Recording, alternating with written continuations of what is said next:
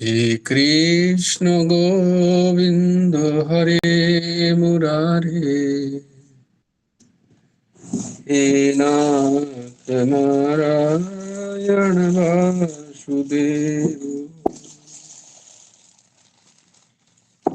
গোবিন্দ জয় জয় গোপাল জয় জয়, রাধা রমণ হরি গোবিন্দ জয় জয়,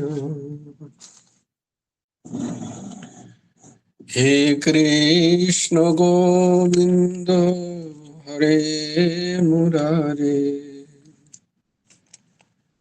হে নাথ নারায়ণ বাসুদেব,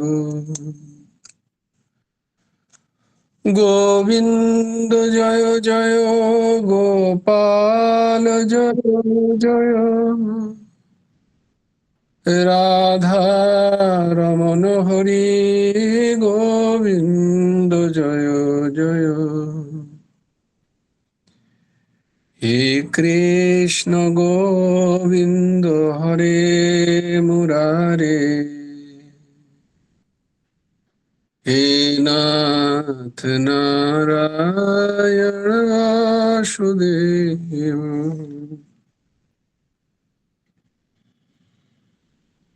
রাধে শ্যাম রাধে শ্যাম, শ্যাম শ্যাম রাধে রাধে, রাধে কৃষ্ণ রাধে কৃষ্ণ, কৃষ্ণ কৃষ্ণ রাধে রাধে, রাধে শ্যাম রাধে শ্যাম, শ্যাম শ্যাম রাধে রাধে, রাধে কৃষ্ণ রাধে কৃষ্ণ, কৃষ্ণ কৃষ্ণ রাধে রাধে, রাধে শ্যাম রাধে শ্যাম, শ্যাম শ্যাম রাধে রাধে, রাধে কৃষ্ণ রাধে কৃষ্ণ, কৃষ্ণ কৃষ্ণ হে রাধে।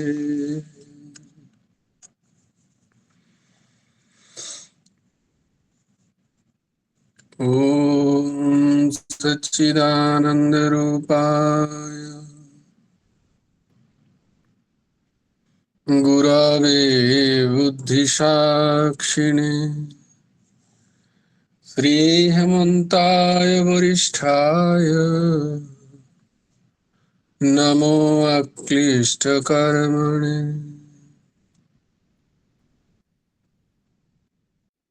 कृष्णाय वासुदेवाय हरये परमात्मने, प्रणतक्लेशनाशाय गोविन्दाय नमो नमः।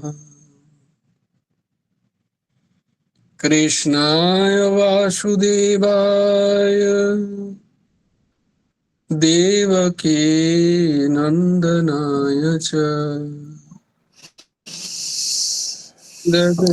ওষুধ কটা অন্তত খেয়ে একটু আমাকে মানে উদ্ধার কর।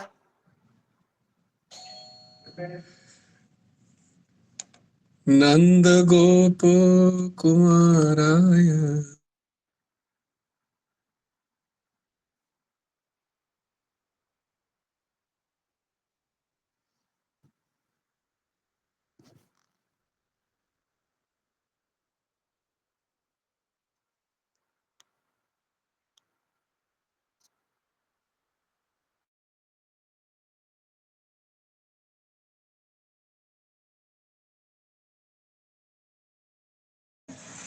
गोविन्दाय नमो नमः।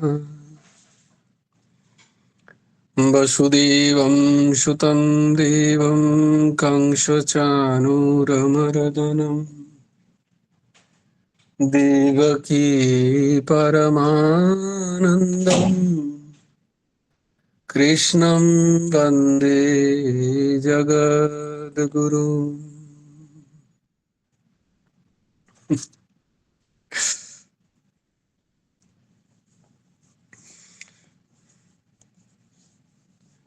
জয় গুরু রাধেশ্যাম।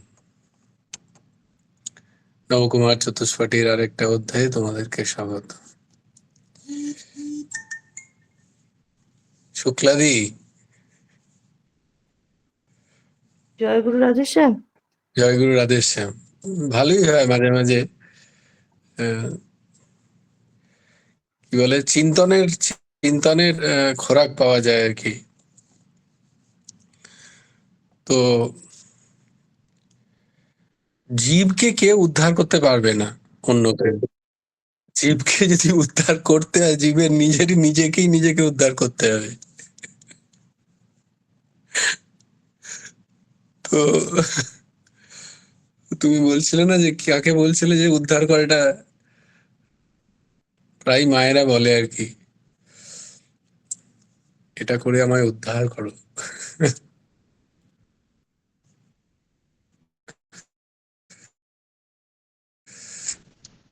উদ্ধারের উপায় হচ্ছে জ্ঞান, আর জীবকে নিজের উদ্ধার নিজেকেই করতে হবে। হ্যাঁ, সদ্গুরু আশ্রিত হলে তার একটা ব্যতিক্রম হয়। সদ্গুরু জীবের উদ্ধার তার ক্ষমতা দ্বারা তিনি করতে পারেন।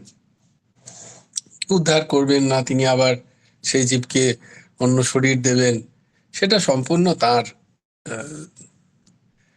কি বলে জুরিসডিকশন, তার এখতিয়ারে।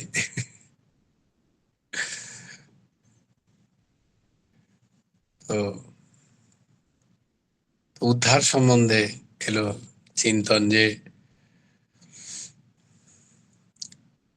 উদ্ধার কি করে হব। প্রথমে তো উদ্ধার চাইতে হবে, যে আমি উদ্ধার হতে চাই, আমি আর ভাসতে চাই না। আমি যে এই ভবসাগরে হাবুডুবু খাচ্ছি, আর আমি খেতে চাই না। প্রথমে এই সিদ্ধান্তটা নিতে হবে, তবেই তো উদ্ধারের চেষ্টা নিজে করব, আর না হলে ডাকবো কাউকে, ওগো এসো গো, বাঁচাও গো। তো আমরা যে এই ভবসাগরে হাবুডুবু খাচ্ছি, আমাদের কিন্তু কারোর ইচ্ছাই নেই যে এখান থেকে উদ্ধার হওয়ার, তাই না? দেখো, খুব খুব চিন্তন করার বিষয়, তাই না? কজনের ইচ্ছা আছে যে এই ভবসাগর থেকে সে উদ্ধার পেতে চায়, তাই তার নিজের চেষ্টাও নেই। প্রথমে তো নিজের চেষ্টাই হয়। ধরো আমরা সাগরে ডুবে যাচ্ছি বারংবার, বিভিন্ন ঢেউ, আমরা সেখান থেকে উদ্ধার পেতে চাই। এটা কি করে বুঝবে? একজন কেউ ধরো তাতেই বেশ খেলছে, সমুদ্রের ঢেউ আসে না, সমুদ্রের ঢেউয়ে দেখো যারা ওই সমুদ্রের তটে স্নান করে, চান করে বিচে, তারা কত সুন্দর আনন্দ করে ঢেউয়ে, কেউ ডুবছে, কেউ উঠছে, কত মজা পাচ্ছে সেখানে। তো কেউ কি চেঁচাচ্ছে ওখানে, বলো যে আমাকে বাঁচাও, আমাকে বাঁচাও, আমায় উদ্ধার করো? কেউ তো বলছে না।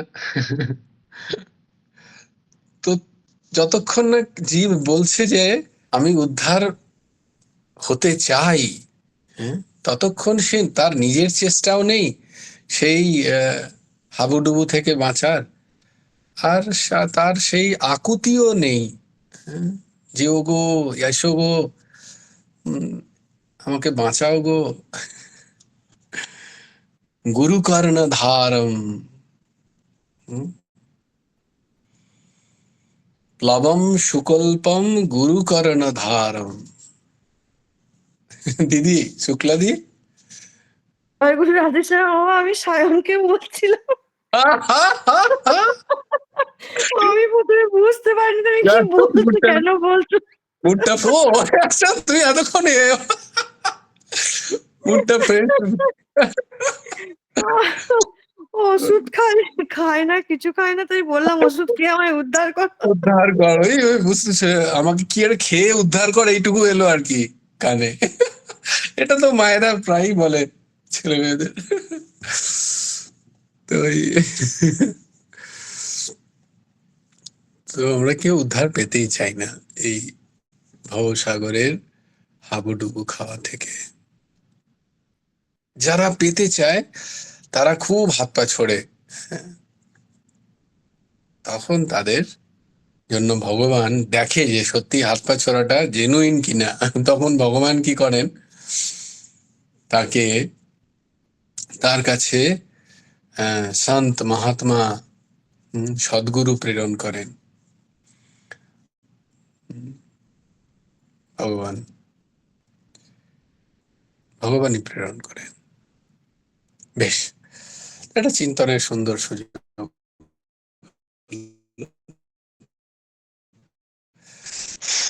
আমরা শ্রীমদ্ ভগবদ গীতার 13 অধ্যায়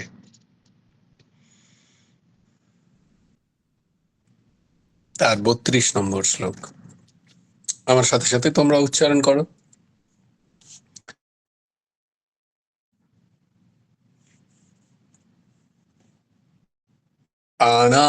अनादित्वान् निर्गुणत्वात्, अनादित्वान् निर्गुणत्वात् परमात्मयम् अव्यय,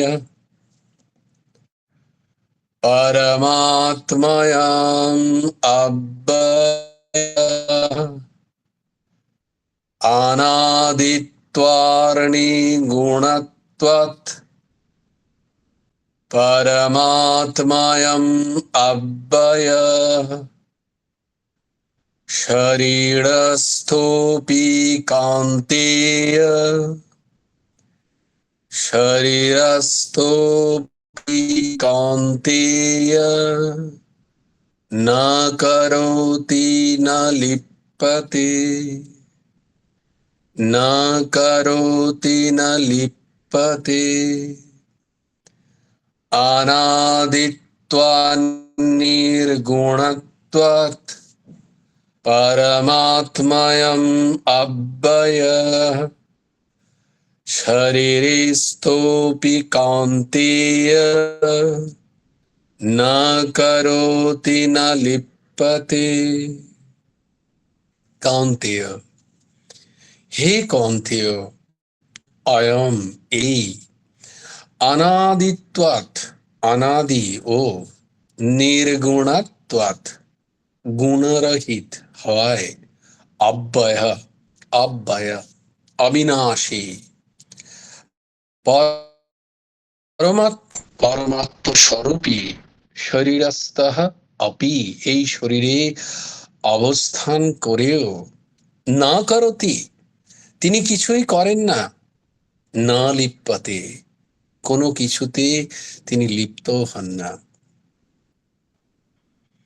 হে কৌন্তেয়, হে অর্জুন, এই পুরুষ স্বয়ং অনাদি ও গুণরহিত হওয়ায় তিনি অবিনাশী পরমাত্ম স্বরূপী,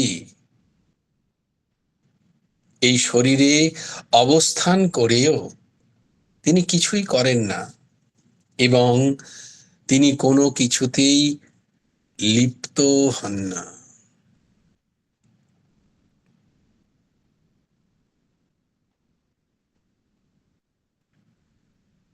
অনাদি। প্রশ্ন আসতে পারে কখনো যে কোথাও প্রকৃতিকেও তো অনাদি বলা হচ্ছে, সৃষ্টির কখন সৃষ্টি তৈরি হয়েছে কেউ জানে না, সৃষ্টির ক্ষয় দেখা যাচ্ছে, সৃষ্টির একটা অন্ত আছে এটাও বোঝা যাচ্ছে, কিন্তু এই সৃষ্টির শুরু কখন সেটাও কেউ জানে না, অনাদি। আবার এখানে ভগবান সেই পুরুষ, যা পরমাত্মার অংশ, যা স্বরূপত পরমাত্মাই, তাকেও অনাদি বলছেন। তাই জন্য কেউ যদি বলে তাহলে দুটোই তো অনাদি, তাহলে দুজনের মধ্যে পার্থক্য কি? বলে না, পার্থক্য আছে একটা।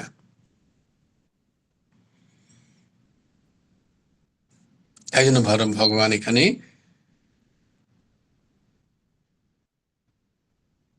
পুরুষের, জীবের, আত্মার, যা পরমাত্মার অংশ, তার দুটো স্বরূপ বলছেন। এক তো সে অনাদি, আর দ্বিতীয়ত কি?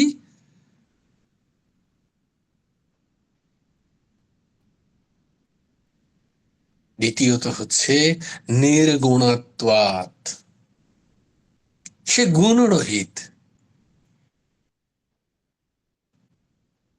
বলছে তাহলে গুণগুলো এলো কোথা থেকে? না, গুণগুলো ওখান থেকেই এসছে, উৎপত্তি স্থল ওইখানেই। কিন্তু এই গুণ দ্বারা তিনি প্রভাবিত নন, এই গুণের দ্বারা তিনি আচ্ছন্ন নন, এই গুণের তিনি অধীন নন।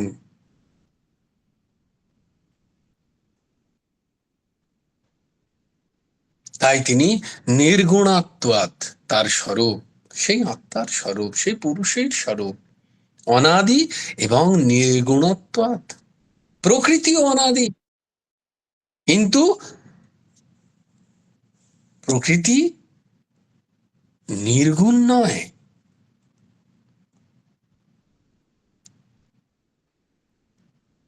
সে গুণাদি রহিত নয়। তার সৃষ্টির মূল হচ্ছে গুণ। ত্রিগুণাত্মিকা প্রকৃতি বলা হয়, এই জন্য ত্রিগুণাত্মিকা প্রকৃতি। প্রকৃতি কেমন? ত্রিগুণাত্মিকা। তাই সেই এই গুণের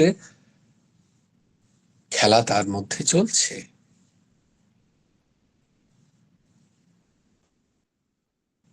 তা গুণ এবং বিকার সম্পন্ন। পুরুষ অনাদি, নির্গুণ, নির্বিকারী। পার্থক্য পুরুষ এবং প্রকৃতিতে। পুরুষ এই সমস্ত গুণ আদি, বিকার আদি থেকে মুক্ত,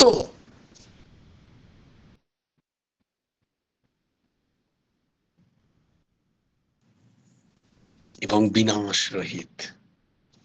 প্রকৃতি অনাদি কিন্তু বিনাশী, পরমাত্মা পুরুষ আত্মতত্ত্ব অনাদি এবং বিনাশ রহিত।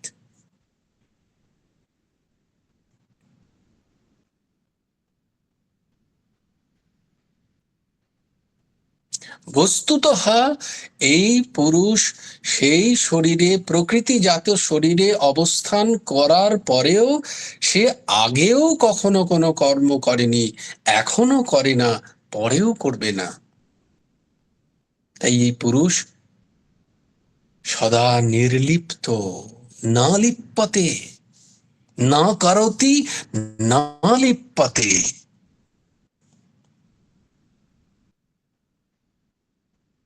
তিনি সর্বদা নির্লিপ্ত। তিনি সঙ্গ, সঙ্গ মানে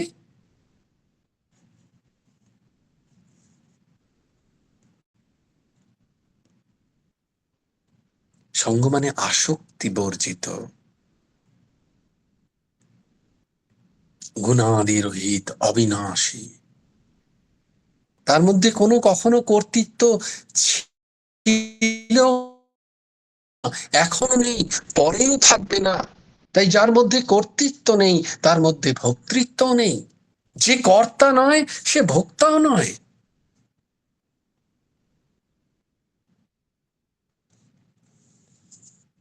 কিন্তু এই পুরুষ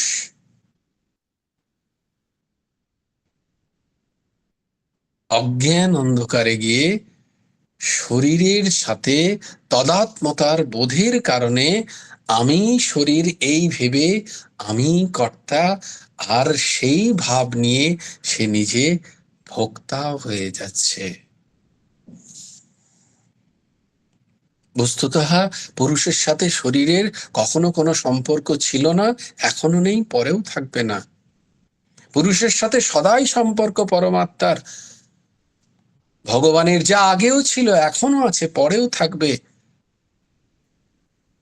আর শরীরের সাথে সদাই সম্পর্ক হচ্ছে প্রকৃতির।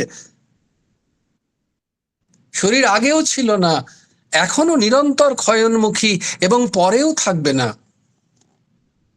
তাই সে অবিনাশী নয়, সে বিনাশী। যবে থেকে তার সৃষ্টি তবে থেকে বিনাশী হচ্ছে তার।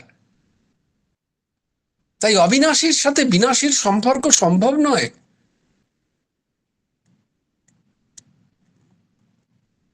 হয় না কখনো। সতের সাথে অসতের মিলন হয় না। আলো এবং অন্ধকার একসাথে কখনো থাকতে পারে না, এটা সম্ভব নয়।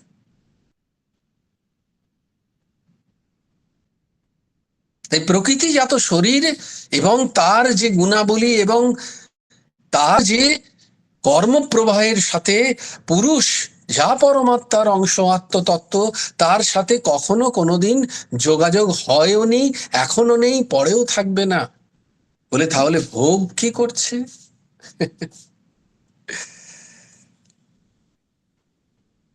অনাদিত্বাৎ নির্গুণাত্বাৎ পরমাত্ময়ম অব্যয়। অব্যয় ভগবানের একটা নাম, অব্যয় না? গোপাল সহস্র নামে আছে অব্যয়। অব্যয় মানে অবিনাশী, নিত্য, সত্য, বুদ্ধ, নির্বিকারী। সেই নির্বিকারী অব্যয় নিত্য পুরুষ শরীরে অবস্থান করেও বস্তুতঃ সে কিছু করে না, না করতি, আর সে শরীরের সাথে না লিপ্যতি, সে নির্লিপ্ত। বস্তুতঃ সে নির্লিপ্ত। ভোগার কারণ কি? মেনে নেওয়া, মেনে নেওয়া সম্পর্ক। বারংবার এটা বলা হচ্ছে।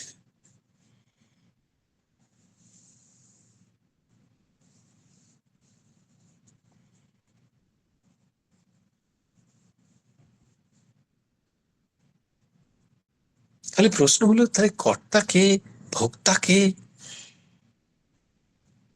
পুরুষ কোনো কাজ করেন না, প্রকৃতির দ্বারা কর্ম সম্ভব নয় পুরুষ ব্যতীত। প্রকৃতি জড়, সে কর্তা হবে কি করে?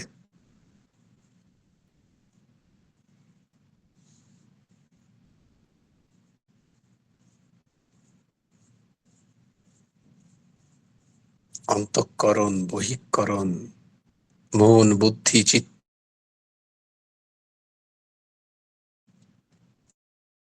তাহলে করণ।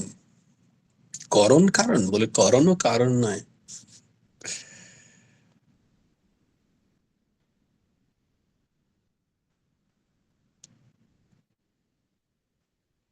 তাহলে কর্তাকে, ভোক্তাকে, এটা হচ্ছে প্রশ্ন।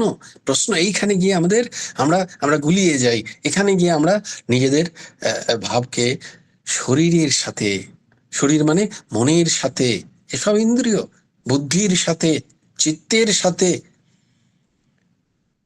ইন্দ্রিয়ের বিভিন্ন কর্মপ্রবাহে বা তাদের ইচ্ছা অনুযায়ী যে সমস্ত কর্মপ্রবাহ, তাদের সাথে নিজেদেরকে এক করে নেওয়ার মূল অজ্ঞান হচ্ছে এখানে, যে আমরা কর্তাকে খুঁজে পাই না, আমরা ভোক্তাকেও খুঁজে পাই না। তাহলে ভোগটা কি করছে? না, যিনি কর্তা। তাহলে কর্তা কে?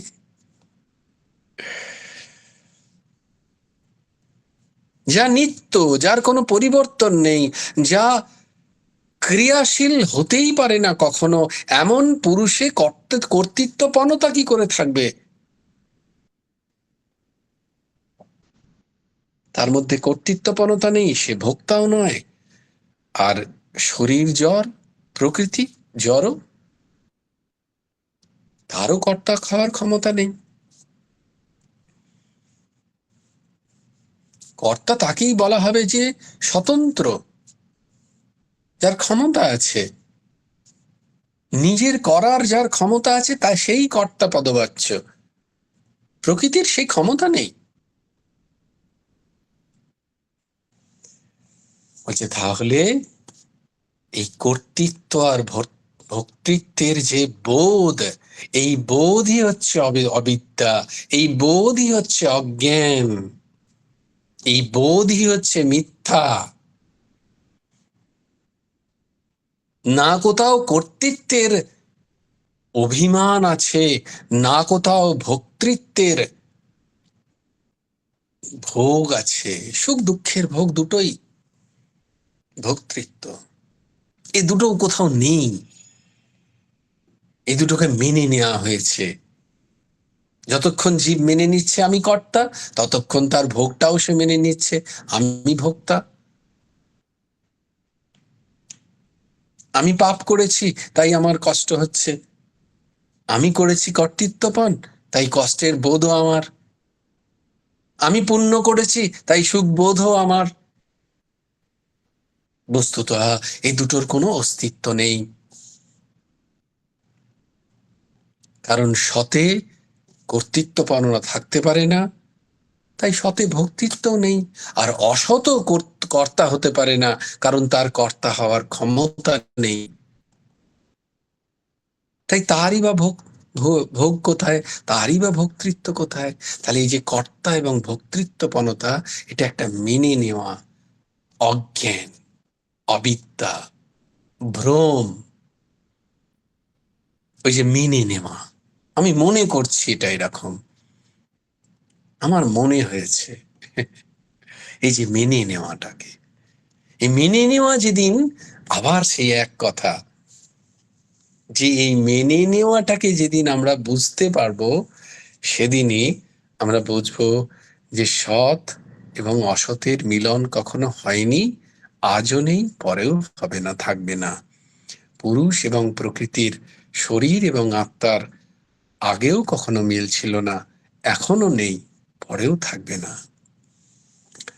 जय जय श्री राधे, जय जय श्री सीताराम, हर हर महादेव।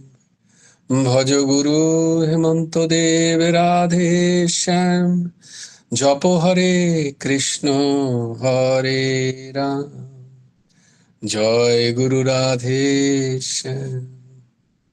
राधे श्याम राधे श्याम, श्याम श्याम राधे राधे, राधे कृष्ण